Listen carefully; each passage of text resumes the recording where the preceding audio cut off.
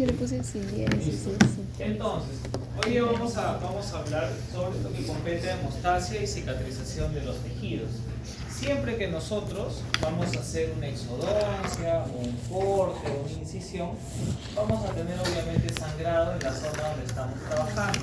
Y nos conviene que haya un sangrado, ¿no? Y que ese sangrado posteriormente forme un coágulo, ¿no? Un coágulo. Y este coágulo tiene que ser estable para que no se desprenda, y por otro lado también tenemos que tener cuidado con las indicaciones que le vamos a dar al paciente, porque el paciente accidentalmente por algunas, digamos, puede no seguir las indicaciones y probablemente generar el desprendimiento del coágulo. Podemos tener algunos inconvenientes como alveolitis que nos van a explicar más adelante, o por ejemplo si tiene una mala higiene posterior a la cirugía también. Entonces, cuando nosotros hacemos un procedimiento quirúrgico, automáticamente nuestro organismo va a estimular lo que se llama la hemostasia de los tejidos, va a tratar de formar un coágulo. Sin embargo, este coágulo, aparte de estar estable en la zona donde hemos hecho el tratamiento quirúrgico, posteriormente se va a disolver también, ¿no? Se va a disolver porque al final nosotros vamos a tener un remodelado, un tejido óseo al término de este procedimiento, pero a futuro, ¿no? Posteriormente, por lo menos al mes y medio, ya con un hueso mucho más maduro en la zona donde nosotros hemos hecho el procedimiento. Acá, cuando nosotros hacemos los procedimientos quirúrgicos en el paciente, automáticamente vamos a tener una contracción de los capilares, vamos a tener una contracción de los vasos sanguíneos. ¿Por qué? El organismo trata en este caso de disminuir, ¿qué cosa? El sangrado, ¿no? El sangrado va a ser una constricción de las paredes de los capilares. Sin embargo, no va a ser suficiente para controlar el sangrado. Por eso es que se va a formar lo que también llamamos un tapón plaquetario.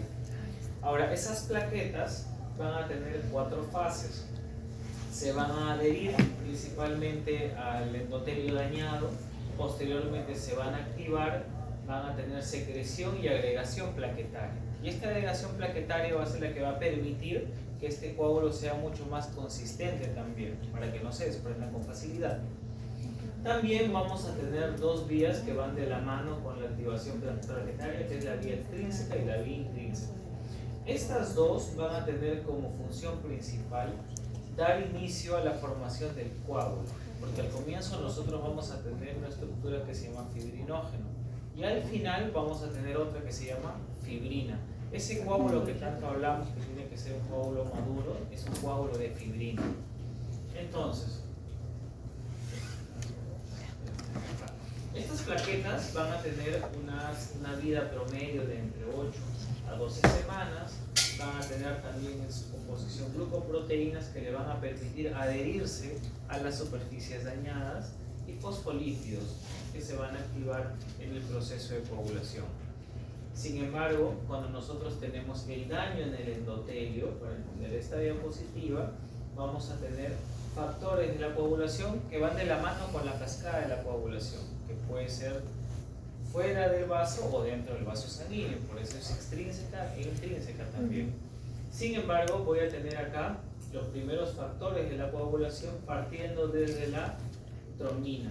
La trombina que posteriormente me va a dar pase al fibrinógeno por intermedio del calcio. Vamos a tener 2 iones que nos van a ayudar a que la cascada de la coagulación continúe hasta llegar a la vía común que viene a ser el factor 10.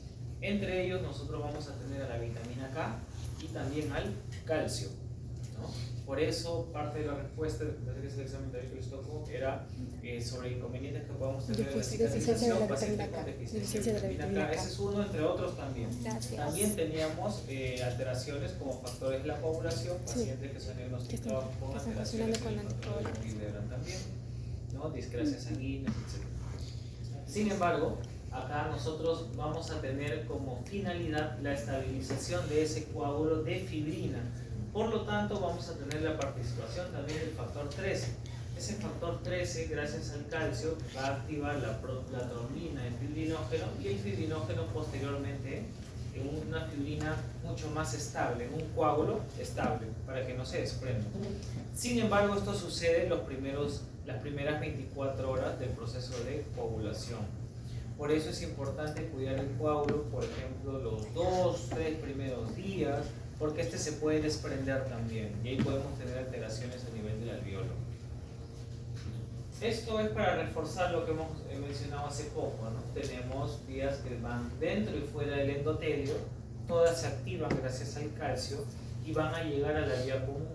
Esta es mucho más rápida, ¿no? Miren, es más corta, es una cascada mucho más corta, dura segundos, pero lo que va a tratar es de formar un coágulo estable, esa es la finalidad.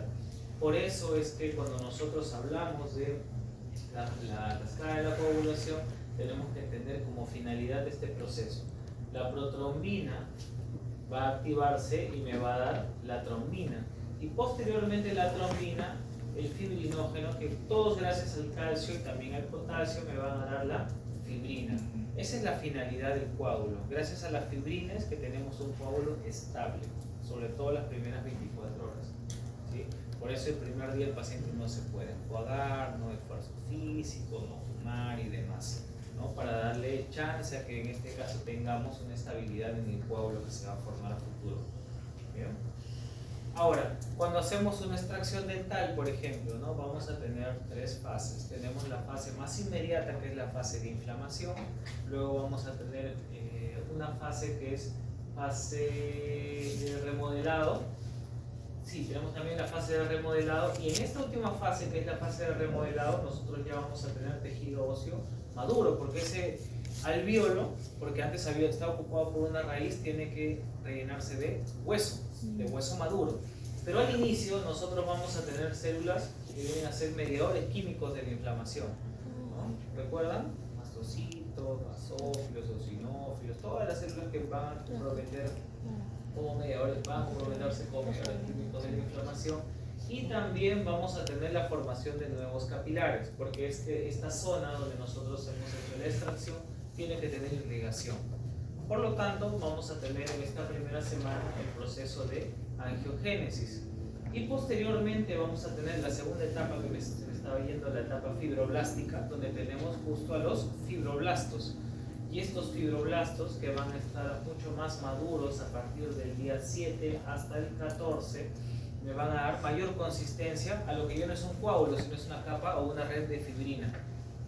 Posteriormente, nosotros ya vamos a tener las células del tejido óseo, ¿no? Los osteoblastos, osteocitos y osteoclastos, formadoras de hueso, células maduras de hueso y células que van a reabsorber hueso. Entonces, en esta diapositiva resumimos un poco lo que estamos mencionando en el anterior. A la primera semana tenemos la fase inflamatoria, donde se forma ese coágulo, y ese coágulo debe ser estable. El coágulo yo lo tengo que cuidar para que no se desprenda, ¿no? Y no se infecte tampoco, no se contamine. Luego vamos a tener un tejido de granulación, donde nosotros ya vamos a tener la participación de esta red de fibrina, vamos a tener fibroblastos. Pero a partir de la segunda y tercera semana, nosotros ya tenemos indicios de osteoblastos en el hueso. Luego, a partir del mes, 4 semanas, ya tenemos un equilibrio celular a nivel del hueso. Osteoblastos, osteocitos, osteoclastos, pero es un hueso inmaduro, ¿no? Y posteriormente, a partir de la 8ª semana, nosotros ya tenemos un hueso maduro.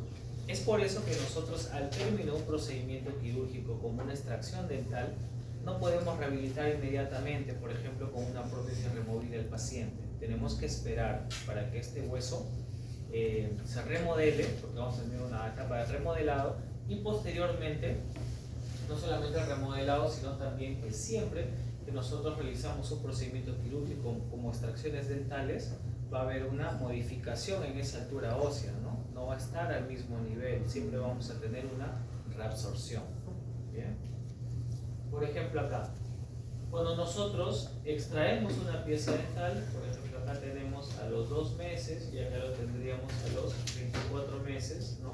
Vamos a tener un cambio en la altura de ese hueso se va a remodelar, pero por ejemplo, si no tuviera función masticatoria, eso quiere decir, si yo saco un diente, hago una extracción y no rehabilito al paciente, ese reborde dentulo, por falta de actividad, falta de masticación, también se va a atrofiar, por lo tanto se va a reabsorber. ¿Bien? Bueno, esto lo vamos a hablar un poco más ya en los seminarios, porque a nivel del alveolo puedo tener alveolitis húmeda, ¿no? Donde por ejemplo está infectado, tengo inflamación en la zona y bastante dolor donde se ha hecho la extracción, o la alveolitis seca donde no se forma un coágulo, o el coágulo se formó pero se llegó a desprender porque el paciente no siguió algunas indicaciones, ¿no? También puedo tener este otro cuadro que se llama dehiscencias. Esto no es en el alveolo, sino esto se produce cuando nosotros hacemos una incisión, un corte y posteriormente afrontamos los tejidos. ¿Qué puede pasar cuando no aseguramos muy bien los puntos durante la sutura? Se pueden soltar, ¿no? Entonces se va a abrir esta lesión, esta herida, y no solamente eso, sino que se va a empaquetar también de placas si es que el paciente no tiene mucho cuidado posteriormente. ¿Sí? Es similar el cuadro a la alveolitis, pero acá no estamos hablando del alveolo, ¿no? Esto es en una zona cuando nosotros hacemos una incisión, cuando hacemos un corte. Seguimos. Esto es para reforzar lo que hemos mencionado hace poco, ¿no? Nosotros ya sabemos que cuando hacemos una extracción dental vamos a tener un colapso en ese sector con la oclusión del paciente. Tenemos una pieza que se extruye, la otra pieza se inclina, ¿no? Generalmente se mesializa. Y acá nosotros no tenemos piezas dentarias, entonces el paciente empieza a masticar, ¿no? Y ahí es donde se estimula mayor reabsorción de ese hueso por falta de función y falta de la rehabilitación. Lo mismo acá, ¿no? Miren esta foto frontal, tiene ausencia de lateral a lateral, ¿no? Ese paciente está masticando constantemente y vamos a tener, no tenemos las fuerzas masticatorias de manera homogénea, por lo tanto se estimula mayor reabsorción en el reborde dental. Esta panorámica también nos refleja un poco lo que estamos hablando, ¿no? ¿Qué pasa con las piezas anteroinferiores? ¿Se encuentran? Tienen problemas periodontales para empezar, pero se encuentran extruidas, ¿no? Están extruidas también. Y ese cuadrante 3 y el cuadrante 4 también, ¿no? Miren todo ese reborde. Y posteriormente eso va a seguir reabsorbiéndose, ¿no? Por eso ustedes cuando tengan pacientes que han perdido piezas dentarias muchos años y no se han rehabilitado, sobre todo si son pacientes para prótesis totales, van a encontrar ese reborde muy plano, ¿no? Y eso también perjudica la rehabilitación porque probablemente esa prótesis a futuro no va a tener mucha retención, ¿no? Va a tener demasiada movilidad. De esto también vamos a hablar más adelante sobre los cuadros de alveolitis, cómo tratar también la alveolitis para no adelantarme a los seminarios y sobre todo cómo prevenirla, ¿no? Cómo prevenir la alveolitis. Seguimos. Bueno, esta imagen nos ayuda a comprender un poco más sobre la alveolitis húmeda, ¿no? Porque tenemos la formación del coágulo, pero está infectado. Acá es diferente, ¿no? Tenemos toda la exposición de terminaciones nerviosas, empaquetamiento de comida mucho más rápido porque tenemos el hueso expuesto. Y sobre todo este tipo de alveolitis para los pacientes es mucho más doloroso, ¿sí? Mucho más dolorosa. ¿Cuándo se puede manifestar? Por lo menos a partir del segundo o tercer día post extracción. Por eso es importante que le hagan seguimiento al paciente, no solamente a la semana, ¿no? Pueden ustedes contactar al paciente y saber cómo está, porque hay pacientes que ni siquiera toman lo que les recetamos a veces. Otros factores que pueden alterar la cicatrización, habíamos visto, ¿no? Déficit de vitaminas, ¿no? Calcio, ¿no? Por ejemplo, que me va a ayudar bastante para activar los factores de la coagulación. Potasio también, ¿qué más? La temperatura, algunos fármacos como por ejemplo antiagregantes plaquetarios, las famosas aspirinas, pero nosotros no estamos, digamos, en la capacidad de decirle al paciente o indicarle al paciente que deje de tomar algún fármaco, ¿no? Siempre tienen que hacer la interconsulta con el médico tratante. Bueno, la técnica quirúrgica también, ¿no? Mientras más manipulación hay en los tejidos, ¿no? Mayor desgaste que se realice, el postoperatorio va a ser mucho más complicado también. No sé si recuerdan en la teoría cuando se mostró una imagen de una osteotomía. Espero, ¿recuerdan? ¿Cómo está esa osteotomía? Era demasiado el desgaste, ¿no? Ustedes no van a hacer todo un cráter alrededor del diente, ¿no? Eso es básicamente para generar, uno, un punto de apoyo para su botador y dos, tratar en este caso de tener mayor espacio para poder luxar, pero en esa imagen había demasiado desgaste de hueso, ¿no? Ahí obviamente va a tener bastante dolor el paciente posteriormente. Bien, habíamos visto también cómo podemos controlar hemorragias o sangrados efusivos durante una intervención. ¿Recuerdan qué es lo primero que yo tenía que hacer? con gasas, ¿no? Gasas estériles. Eso vendría a ser una cicatrización por segunda intención. Posteriormente, y dependiendo del sangrado, yo puedo afrontar los tejidos suturando y eso vendría a ser una cicatrización por primera intención. También habíamos visto que podemos aplicar, aparte de las gasas, elementos que transmitan calor para generar hemostasia o también algunos elementos que me van a ayudar para mejorar ese sangrado, como por ejemplo, dependiendo también qué tan severo sea la hemorragia que estamos viendo, cera para hueso, que más se utiliza en medicina, el ácido tranexámico también, la epinefrina que las encontramos también en nuestros cartuchos de anestesia, o esponjas de colágeno, que no solamente van a detener un sangrado no tan efusivo, ¿no? Pero sí me van a ayudar a mejorar la cicatrización de los tejidos luego que hemos colocado estas esponjas de colágeno en el alveolo. Bien. Hasta ahí, ¿tenemos alguna consulta, alguna duda? ¿Todo bien? Sí, están desmotivados con su examen. No creo, porque he visto las hojas llenas. Espero que no sea floro, que sea la respuesta. Un poquito de todo, ¿no? Bien, vamos a continuar con esta última parte y luego hacemos los seminarios pendientes. Ay, verdad, no se acaba. Me dice, y yo dije, pero me había comentado que no me patina, le dije, 50 soles, 150, está loca. Dije, ya, por alguna cosa seguro que falta material o algo así. Gracias, papá.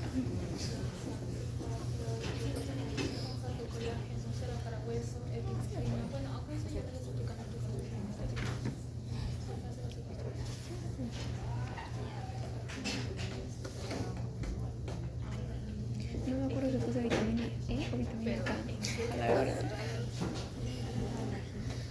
Pero ya lo demás puse enfermedades hepáticas crónicas, solo una vez. Ojalá yo puesto acá. Yo no lloré con la gente por ahí hasta los controles. 9, 10.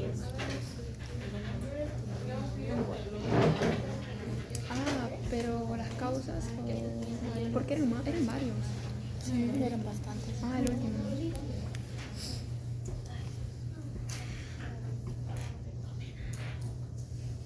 Hay un wishi. Voy a poner esto.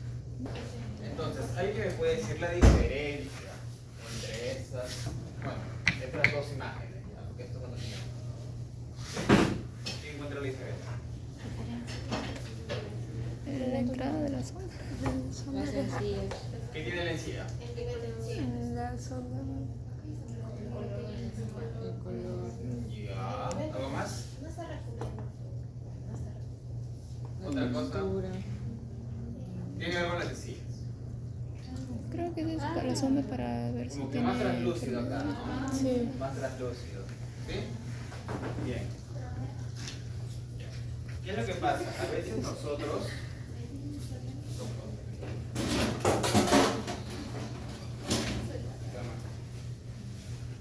nos vamos a encontrar con ciertos tipos de pacientes. ¿Ya?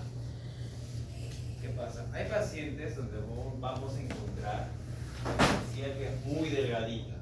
Eso le llamamos biotipo o fenotipo, de los otros también le llaman fenotipo delgado. Y el biotipo que es grueso. Acá la encía es más gruesa, ¿no? Y esta es delgada. Ya por eso se llega a reducir en mi sonda periodontal. Vamos a ver cuando lleguen periodoncia van a comprar su sonda. ¿Ya? Y van a notarme algunas encías que acá la sonda se trasluce. ¿Ya? ¿Y por qué tengo que saber esto? Porque a veces nosotros, cuando compramos nuestra sutura, o vamos a estar en tejidos que son muy delgados, cuando hablamos de la aguja, hay agujas que son o muy, por decirse así, muy toscas, y algunas que son un poco más finas para cierto tipo de tejido. Porque cuando yo tengo mi aguja, y lo vamos a ver ahorita, hay agujas que, en este caso, yo tengo mi tejido que es grueso, entonces cuando paso con la aguja, ya, me opone más resistencia, pero pasa tranquilo, pasa normal. Sin embargo, cuando tengo mi aguja en ese tipo de tejido, ¿ya? Es más débil, ¿ya? Es más débil y puedo desgarrar tejido. ¿Y qué pasa cuando desgarro tejido? ¿Ya? Cuando desgarro tejido pasa esto, ¿ya? Y yo ya no voy a poder suturar en este caso. ¿Sí se llega a entender? Bien. Ahora,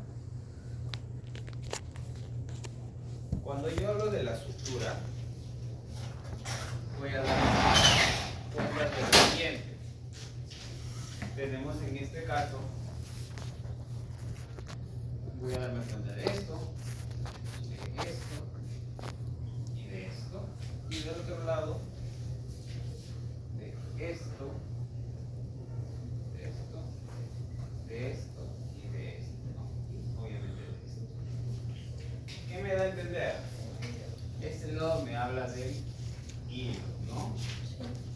Del hilo. ¿Qué quiere decir tres ceros? El calibre. Si yo me acerco más al 1, es más grueso, y por el otro lado, si me voy alejando, como 4 ceros, 5 ceros, 6 ceros, es más delgado. Entonces, como les mencionaba, que me conviene para este tipo de tejido, me conviene que el hilo sea más grueso o más delgado. Más delgado, ¿no? Bien. ¿Ya? Acá me puede convenir, dependiendo del tratamiento, que sea o delgado o grueso. ¿Ya? Normalmente utilizamos este de acá, 3 ceros, es el que más utilizamos. A veces puede ser 4 ceros, ¿sí? ¿Ya? Pero normalmente utilizamos ese nivel. Cuando hablamos de seda vamos a decir, ¿no? Y eso lo voy a explicar en un momento, que puede ser las suturas que se pueden hacer de monofilamentosas, de multifilamentosas, así como también hay suturas que también son reabsorbibles, como no reabsorbibles. Bien. Y también, esta es la longitud, ¿no? La longitud de mi hebra, ya que es de 75 centímetros. Cuando hablo de la aguja, ya, acá está. Ya decimos que nuestra aguja mide 15 milímetros y es de punta cortante. ¿Por qué punta cortante? Fíjense acá. Yo cuando estaba en pregrado siempre pensaba que esta era una flechita que me indicaba que así era la aguja. ¿Ya? Pero no. Cuando me indique ese dibujito me quiere decir que la aguja tiene esta forma. Es triangular. ¿Ya? Porque va a haber otros empaques donde voy a encontrar mi aguja que tiene este dibujito. ¿Cómo es su cuerpo? Circular. Circular, ¿no? Redondeado. ¿Ya? Entonces,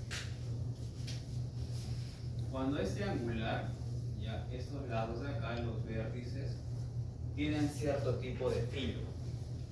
Y tengo que tener mucho cuidado con este tipo de encía. ¿Ya? Porque si yo, por ejemplo, voy a tener que hacer una sutura en este caso, y lo voy a explicar un colchonero vertical, ¿ya? Se me va a hacer muy complicado si es que yo tengo mi aguja de esa forma, porque me va a desgarrar muy fácil el tejido, ¿ya? Y se me va a desgarrar el tejido y se me va a hacer mucho más complicado hacer la sutura. ¿Sí? Bien. A diferencia que de un cuerpo redondo que me conviene más en un tejido que es delgado. Y finalmente tenemos que es la curvatura, ¿no? ¿Por qué? Yo voy a tener mis agujas acá.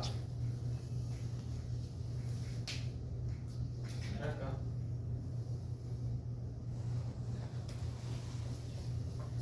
Cuando yo hablo de las agujas, inicia acá, ¿no? Cuando hablo de mi aguja tiene esa curvatura, decimos que es de 4. Y mi aguja que tiene esa forma, decimos que es de 3 octavos. Hay agujas que voy a encontrar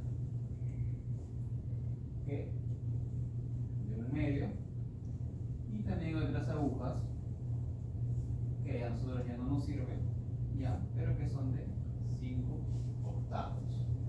Bien, ¿cuál es el que más utilizamos nosotros? 3 octavos y 1/4. Bien, dependiendo del tratamiento que nosotros vayamos a realizar. Entonces,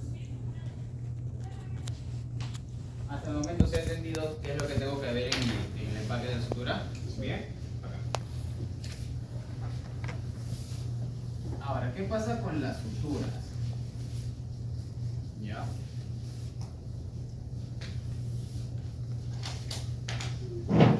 Yo voy a tener suturas. ¿Han visto cómo es un pabilo? ¿Sí? Un pabilo. ¿Sí o no? O la que usa su mamá, también su abuelita. Sí, ¿no? Ya que tiene muchas hebras, ¿no? Sí. Ya va acá. Cuando decimos que tiene muchas hebras, decimos que es una ya. Decimos que hay multifilamentosa. ¿Ya? ¿Cómo es la multifilamentosa? No, tiene varias. ¿No? ¿Sí? ¿Ya? Y tenemos la monofilamentosa. ¿Hilo de pescar? ¿Sí? Hilo de pescar es solo una hebra, ¿no? Sí. Así de fácil. Ahora, ¿qué me conviene? ¿Cuál es la desventaja de la multifilamentosa? ¿Dónde puede retener más placa? ¿Dónde? ¿Acá retiene más placa o acá retiene más placa? Acá, ¿no? Tiene que retener más plaquita. ¿Bien? Ya entonces, cuando retiene más placa, tengo más riesgo a qué? Infecciones, ¿no? Más riesgo de infecciones. Y si hay más riesgo de infección, ¿cómo es la cicatrización? Lenta, ¿no? Lenta. Bien. Caso contrario acá. De menos riesgo a infecciones. Bien. Y bueno, la cicatrización dependiendo, ¿no? No la ralentiza, ¿no? Ya porque la cicatrización también depende de cómo se encuentre nuestro paciente. Pero obviamente una multifilamentosa puede aumentar, ¿no? Ese riesgo. ¿Ya? Y ahora también tengo las suturas, voy por el otro lado, que son las reabsorbibles y las no reabsorbibles. ¿Sí? Yo en reabsorbibles yo puedo encontrar, pueden ser multifilamentosas o pueden ser monofilamentosas. En las no reabsorbibles también puedo encontrar el otro caso, ¿no? Puedo encontrar multifilamentosas y monofilamentosas. Doctor, ¿pero cuándo voy a utilizar? Bien, ahora. Viendo el ejemplo anterior. Me conviene que mi sutura sea monofilamentosa o multifilamentosa en este caso. Mono, ¿no? ¿Ya? Porque, ¿qué pasa con las multifilamentosas?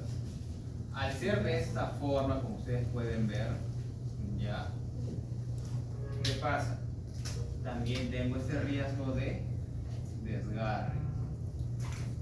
Desgarrar, ¿no? Desgarra y puede malograr, ¿no? Mi sutura. ¿Ya? Pero hablando de desventajas, alguien ha hecho un nudo con una hilo de pescar. Sí. Es un poco complicado porque a veces se desata, ¿no? Ya. Entonces, ¿qué pasa? La manipulación en las monofilamentosas es un poco más complicado. ¿Se puede hacer el nudo? Sí, incluso diría que es un poco más fácil. ¿Ya? Pero en la manipulación, ahí está el punto. Ahí está el punto con las monofilamentosas. ¿Ya? ¿Por qué? Porque una ventaja que tienen las multifilamentosa, ¿ya? Cuando hacen el pabilo y lo hacen nudo, no se suelta, ¿no? Entonces tiene una mejor manipulación. ¿Sí? Esa es la diferencia, ¿no? Entre las multifilamentosas y las monofilamentosas. Ahora, ¿cuándo yo sé cuándo debo usar una reabsorbible y no reabsorbible? En una cirugía de tercera muerte. En cirugías en general, nosotros cuando terminamos de hacer una intervención quirúrgica a nuestro paciente, ya debemos verlo al día siguiente y a la semana, ¿no? Para hacer controles. para saber cómo está cicatrizando esta herida. ¿Ya? Ahora, en una cirugía de tercera molar, que es el acceso más difícil, me convendría ponerle, suturar, mejor dicho, con una sutura reabsorbible o no reabsorbible. Reabsorbible, ¿no? Porque como yo no voy a poder ver, entonces, si yo no puedo ver, mucho más difícil se me va a hacer ese cortar la sutura, ¿no? Entonces yo tengo que usar una sutura reabsorbible. Entonces, quiere decir que son para zonas de difícil acceso. ¿Sí? Si yo realizo acá una exodoncia, ¿me combina ser una reabsorbible o no reabsorbible? No reabsorbible, ¿no? Primero porque las no reabsorbibles, en este caso, ya lo que nosotros más encontramos y las que son, entre comillas, más baratas, ya son las de seda negra. Ya, seda negra es multifilamentosa, ya, y es no reabsorbible. Ok, pero son las que del precio más cómodo que puedo encontrar, ¿no? Pero no tendría ningún problema, porque si yo hago la exodoncia de, por ejemplo, esta es una 1-1, ya, yo puedo verlo fácilmente. ¿Puede generar placa? Sí puede generar placa, ya, pero como yo puedo verlo fácilmente y puedo acceder fácilmente a esa zona, entonces puedo cortar la sutura y no va a pasar nada. Caso contrario, si yo tengo una pieza tercera molar, ¿no?